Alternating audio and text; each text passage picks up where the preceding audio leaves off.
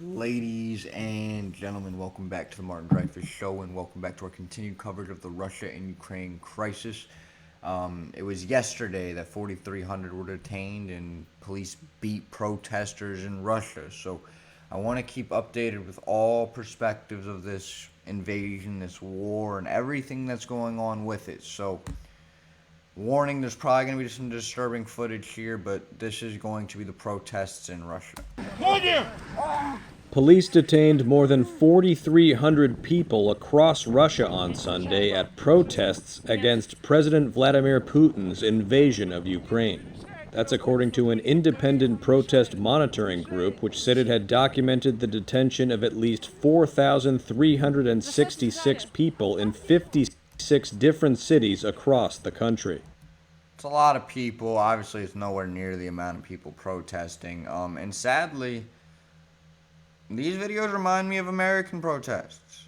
Say what you will, but during the George Floyd protests, not the riots, the peaceful protests that I sat at, and there wasn't looting and there wasn't smashing of businesses and stuff like that, they still tear gassed us. They still beat people. There still was unmarked vans driving up and detaining people. This isn't exclusive to Russia, but it is absolutely awful that people are being beaten and detained for protesting.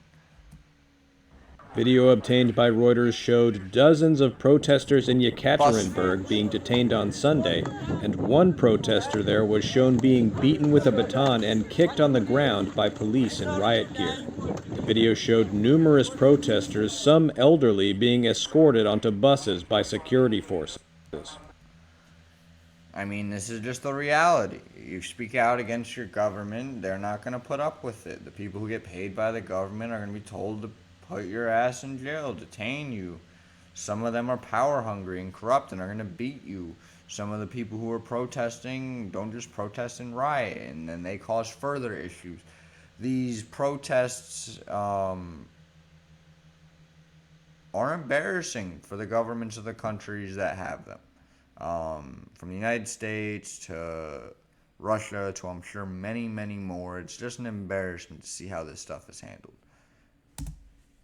Russia's Interior Ministry said earlier that police had detained around 3,500 people, including 1,700 in Moscow, 750 in St. Petersburg, and 1,061 in other cities. The Interior Ministry also said 5,200 people had taken part in the protests. Some Russian state...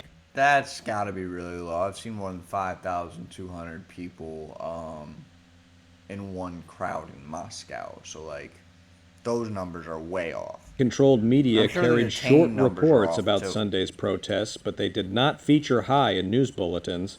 The last Russian protests with a similar number of arrests were in January of last year, when thousands demanded the release of opposition leader Alexei Navalny after he was arrested upon returning from Germany, where he had been recovering from being poisoned with a nerve agent. Yeah, it's terrible. Any protest they have end in results like this, but the last protest is terrible because it really shows that Putin controls the country. They had an opposition that most of the country wanted. They were going to vote Putin out, and they didn't care. They tried to kill the dude, they arrested the dude, and they ensured Putin wouldn't lose. So it's a little bit of an update so far on these Russian protests. Navalny had called for anti-war. We don't need the past story on that. That's not what we're here for. But, if this guy was in charge, maybe none of this would have happened. But Putin ain't going to let that happen. So there's a little update on those protests, and honestly, it's not that surprising to me.